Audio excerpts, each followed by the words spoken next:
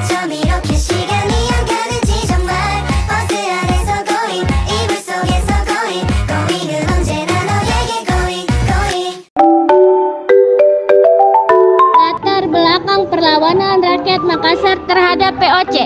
Perlawanan rakyat Makassar terhadap VOC terjadi pada tahun 1654 sampai 1655 yang dipimpin oleh Sultan Hasanuddin.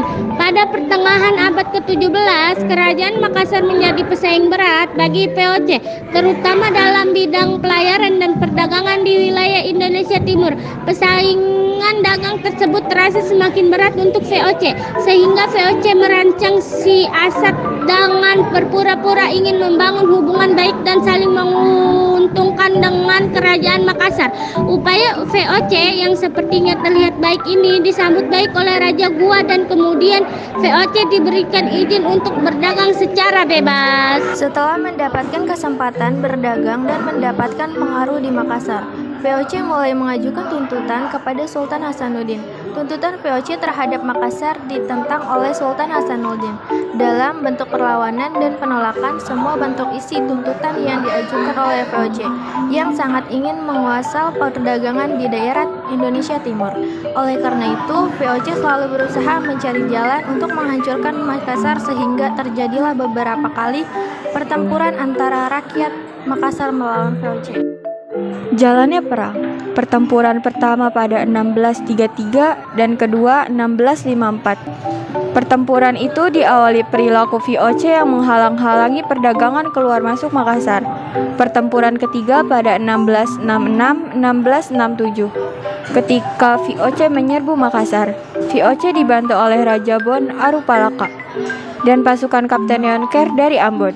VOC yang dipimpin Spelman menyerang jalur laut, sementara Arupalaka menyerang lewat darat dan berhasil mendorong pasukan Bugis agar melakukan pemberontakan kepada Sultan Hasanuddin dan melakukan penyerbuan.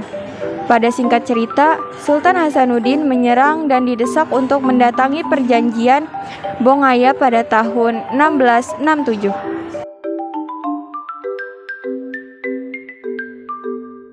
Tulisan ini mengkaji tentang keberlangsungan Perang Makassar antara Kesultanan Makassar dengan VOC Belanda. Faktor yang menjadi pemicu adalah kondisi internal masyarakat dan kerajaan-kerajaan Islam di Sulawesi Selatan turut mempengaruhi konflik atau Perang Makassar. Kondisi geografis dan strategis berada pada pertengahan jalur pelayaran dan perdagangan antar Maluku di timur dan Batavia dan Malaka di barat. Kondisi kultur masyarakat setempat yang dikenal keras dan berani, sama kerasnya dengan habitat orang Belanda. Kondisi politik masyarakat setempat yang diliputi kompetisi dalam memperoleh superioritas di antara mereka. Hal-hal demikian menjadi sumber konflik yang kelak menimbulkan perang yang dahsyat, yang dikenal dengan Perang Makassar. Perang Makassar merupakan perang yang pernah dialami oleh VOC Belanda di Asia Tenggara yang berakhir dengan kemenangan VOC Belanda terhadap Kesultanan Makassar. Pada tanggal 29 Juni 1669, Sultan Hasanuddin mengundurkan diri dari posisi Tata Raja Goma. Posisinya lalu digantikan oleh putranya Amir Hamzah. Jatuhnya kerajaan Goma ke tangan Belanda sekaligus menandai berakhirnya Perang Makassar. Setelah perjuangan panjang, warga Makassar di bawah pimpinan Sultan Hasanuddin